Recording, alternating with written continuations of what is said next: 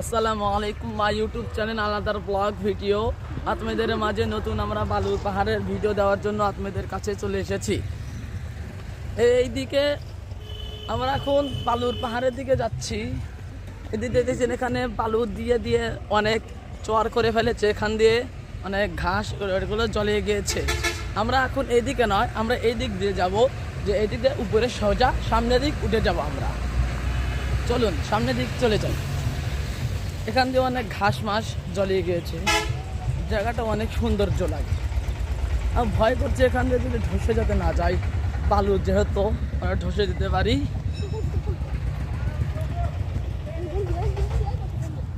এখানে আমাদের ওটা তো মনে হয় খুব মুশকিল হবে, তো আপনাদের জন্য আমরা উঠতেই পারি, বুঝলেন।